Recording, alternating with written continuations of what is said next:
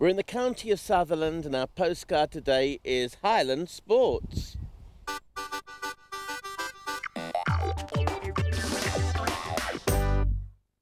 I often think of Arabian princes and sheiks. They always seem to have white horses, Arabian stallions, and a falcon. That's right. Is it a myth? No, it's not a myth at all. Falconry is thought to have originated in the Persian Gulf area there. About 2000 BC, they've got paintings and records of it there. Originally came up for putting food on the table. It's always been associated with wealth and nobility. Throughout the centuries, British royalty, French royalty, Dutch royalty have always had falconers and hunted with the birds. It's been quite fashionable throughout the centuries. You know, we've not introduced him yet, and he's looking at me very inquisitively. What's his name? His name's Mister. Mister. Hi, Mister. I think that's a good name. I've also seen you with, well, it's snowy owl? White owl? Barn owl. A barn owl. That's right. Well, what do barn owls do? I didn't know you could train them like you can a falcon. Yeah. Hello. People here want to see a variety of birds, you know, so the owls, although we don't use them for hunting, they only catch mice and small things like that. We use them for display. I do school visits and that sort of thing as well.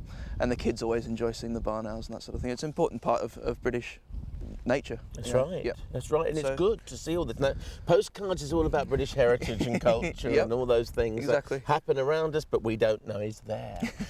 There's another bird as well I've seen you with, a much bigger. Is that a hawk or something? It's a Harris hawk. A Harris hawk? Harris hawk, native to America. It's probably the most commonly kept bird of prey in Britain. Very versatile hunter, very intelligent bird of prey.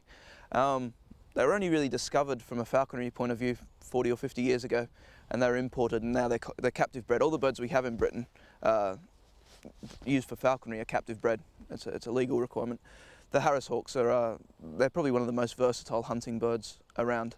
How long does it take then to train all of these in a particular time? Does it depend upon the intelligence of the individual bird, like a human being? In general, you could have a hawk flying free in 3 weeks.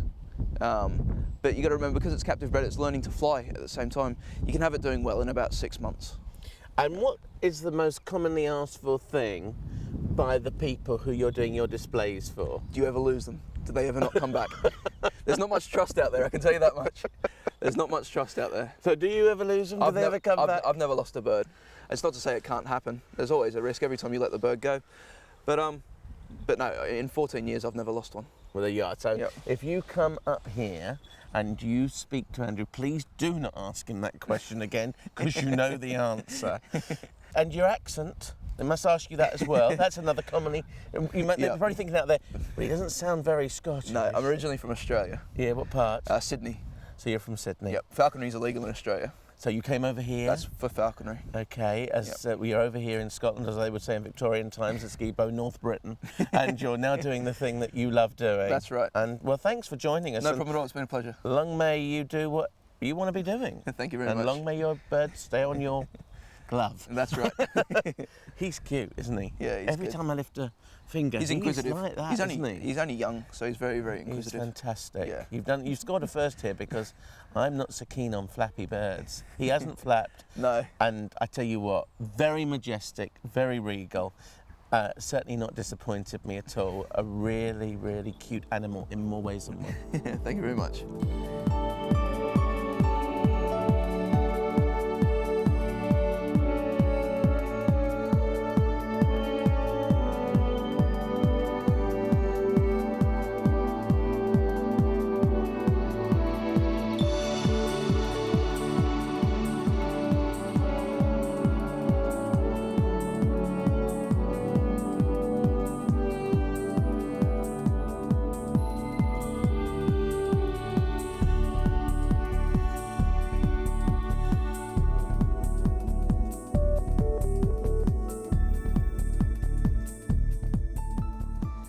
I'm 50 and I'm about to do something I said I would never do on this earth plane.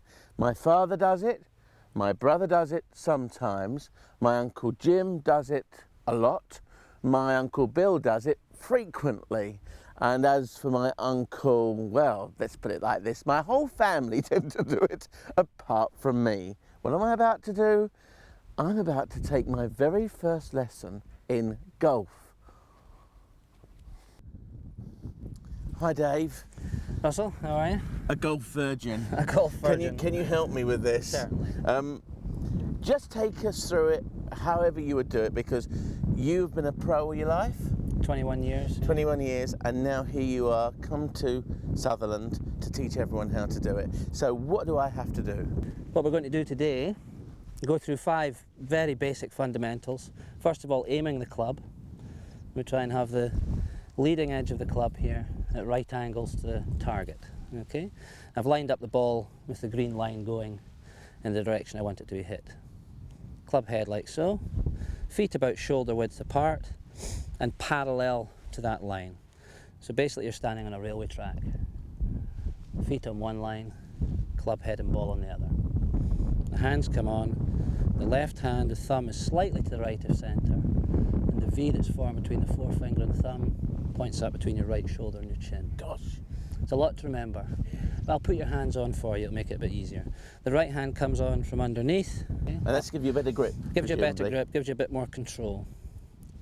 And then from there, all we're going to do today is take the club back to about waist high and through. My goodness, that was fantastic. Okay? But you didn't seem to hit that. There's not an awful lot of effort goes into No. it if your body moves properly. And you got it where you wanted it to go. Sometimes, not always.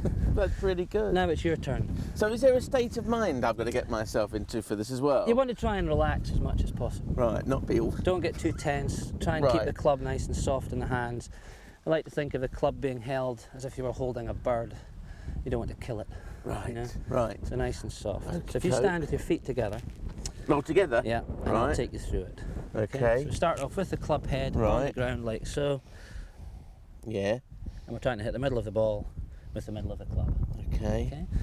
The left hand comes on. If you just relax your hand, nice and relaxed. See, I'm all stiff. Yeah. Nice and relaxed. Yeah. Hand goes on like Yeah. so.